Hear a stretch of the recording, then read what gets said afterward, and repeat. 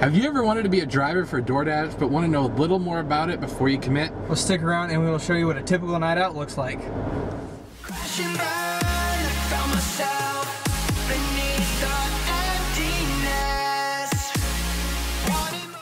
Alright, so we scheduled a dash from 5:30 to 9:30, so start dashing.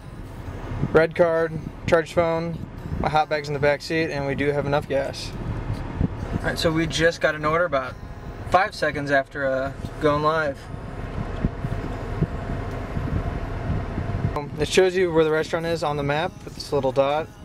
If you want, you can hit the items button, see what they ordered ahead of time before you get there. And it also gives you your pickup time. Yes, you can. There's life in love that you hold. Alright, thank you.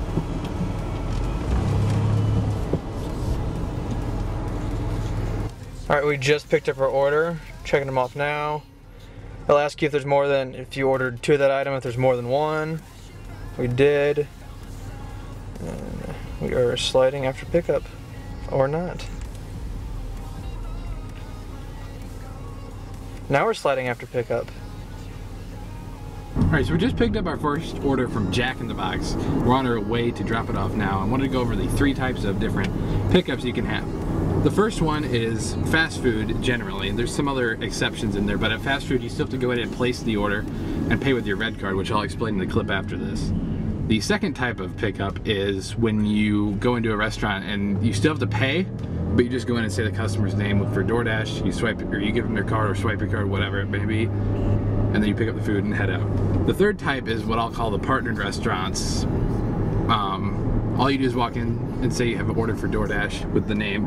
They give you the food and you walk out. You don't have to pay, there's no hassle, and it goes generally pretty smooth. Alright, so when we signed up for DoorDash back in March of this year, you still had to go to an in-person orientation, and that may vary from city to city, but now here, where we do it, all they do is send you a care package type of deal. But when you go into the orientation, they give you this red card, and this is basically how you pay for all your food that's not a partnered restaurant where you just go in and pick it up.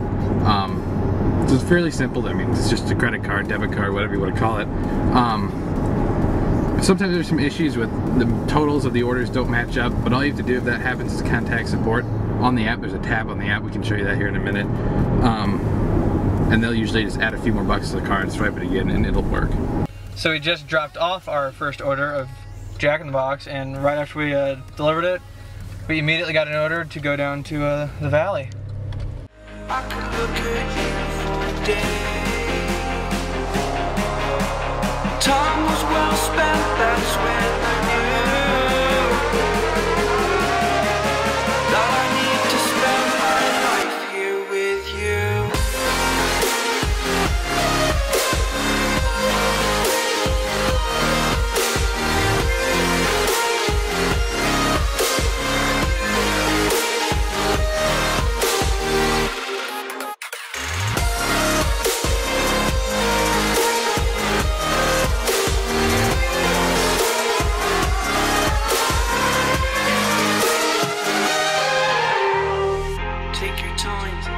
Not in the fast lane, I understand that you've been broken too many times, but I'll be waiting to mend your wounds from all you've taken.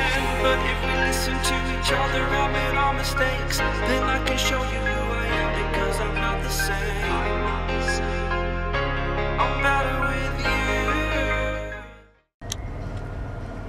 After you pick up from a restaurant, one thing you always need to make sure to look at is drop-off instructions to make sure you can drop it off the way the customer wants. Sometimes, you know, people don't know if they have a sleeping baby or whatnot, but you know, just make sure you check for drop-off instructions. And occasionally, people will put stuff that they want from the restaurant in there. I mean, you don't have to get it for them since it's in the drop-off instructions, but as long as you haven't left yet and you see it, you can still probably go back in and get it for them. As you can see here, it'll give you an estimated subtotal, but we don't go by that too much. Usually there's a $2 to $3 difference. We find when you go over probably a $10 difference is when you start to have issues with your red card. But don't go by this. We always encourage, or I would encourage you to go inside and have your card swiped, and then if it gets declined, have it swiped one more time, and then if it still doesn't work, then that's when you should go into the app and contact support. And when you do have to contact customer support, you go and hit help. You can either hit customers unavailable, and this is if you are at their house and they're not answering their door or their phone calls. And if you want to talk to a DoorDash support, you hit something else and you can start to chat. Alright, this is order number 3 of the night. We're headed to Longhorn Steakhouse. So if you've been following along, you can notice how much we're getting per delivery. And all that depends on 3 different things. First thing, obviously, being the customer tip, which they leave on the app. 2 is how big the orders are, and 3 is how far away you are from the restaurant. For this, I think we're earning just under $7 for this delivery. But there's 2 factors in that. There's only 2 items on the order, and we were just right down the road from the restaurant. And occasionally, depending on how long you wait for the food and how big the order is, you can get extra money added on to the order. So say we wait 15-20 minutes for this food, and it'll add $4 onto the additional $7 that we originally had, so it would make like $13-14. And then also, when you start your dash, there'll be added bonuses for your area. Again, this will vary per city you're in. Right now we only have a $1 bonus, but as long as we complete 75% of the orders in between the 5 to 8 p.m. time frame, we will then get an extra $1 per delivery. So if we do 4 orders, well, obviously $4 extra. So fragile, like it was built to break off the handle. How'd we get to this place? We're leaving everything behind for new and exciting feelings, but I won't leave you. Will everything we know be lost and changed for something new? Only time will tell, but I'll be holding you. Just dropped off the Longhorn, and we're now on to our 4th order.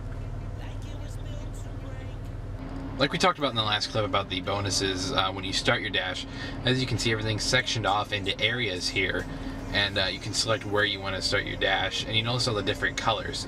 The colors of the areas indicate how busy and the need for drivers in each. So for example, how it goes, at least here, I would assume it's the same everywhere, is the darker red is where they need more drivers and they need more people to fill the deliveries, and the lighter colors are where they don't need as many drivers. And for example, the area in the top of the screen is gray, which means that all the orders are currently being filled up there. And more in depth on the extra pay per delivery, there's always requirements, and to see those requirements, all you got to do is click on the area you want to deliver in, and it'll bring up the requirements here.